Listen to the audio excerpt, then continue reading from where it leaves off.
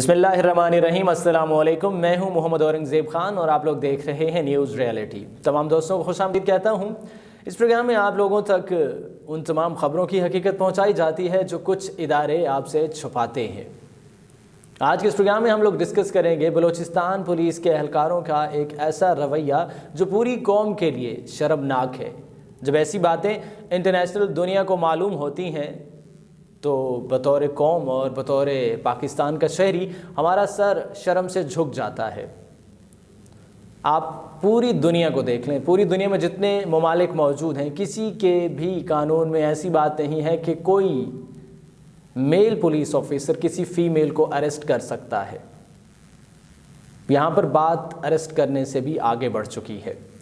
Balochistan police کی طرف سے ایک ویڈیو وائرل ہو رہی ہے جس میں صاف طور پر دیکھا جا سکتا ہے کہ بلوچستان پولیس کے اہلکار 3 خواتین کو بھرے مجمع میں ایک شارع عام پر اریسٹ کر کے لے کے جا رہے ہیں۔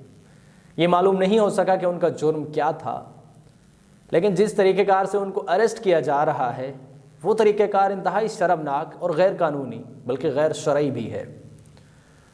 اس ویڈیو میں صاف طور پر دیکھا جا سکتا ہے کہ پولیس اہلکار پہلے ایک عورت کو اٹھا کر اپنی گاڑی میں ڈالتے نہیں بلکہ پھینکتے ہیں، اس کے لیے لفظ یہ استعمال ہونا چاہیے۔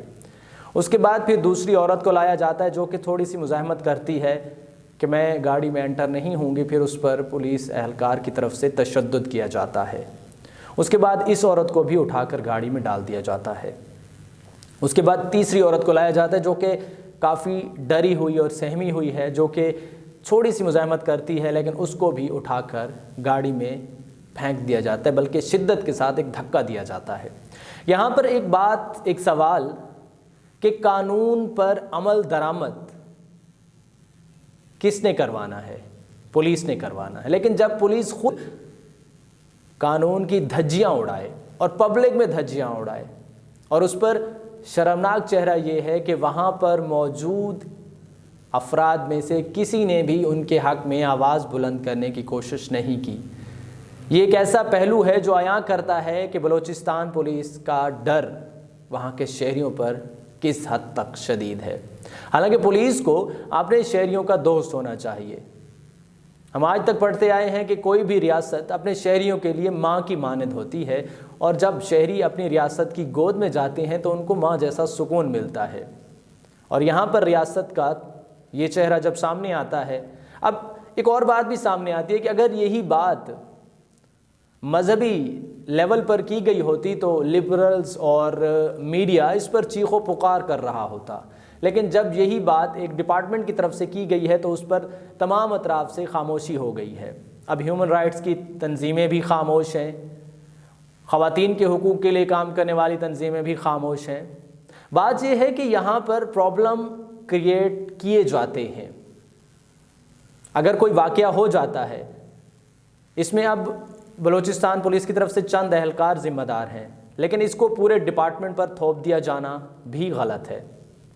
ان کو سزا ملنی چاہیے، لیکن پورے ڈپارٹمنٹ کو برا بھلا کہنا بھی غلط ہے۔ بالکل اسی طرح جب مذہبی لیول پر کوئی پرتشدد قسم کی کارروائی ہوتی ہے تو اس کو مختلف تنظیموں کے ساتھ جوڑ دیا جاتا ہے، اور یہ جوڑنے والے وہ لوگ ہیں جو ہمیشہ خبر کی حقیقت کو چھپا کر آپ کو وہ بات بتاتے ہیں جو بات بتانے کے لیے ان کو پے کیا جاتا ہے۔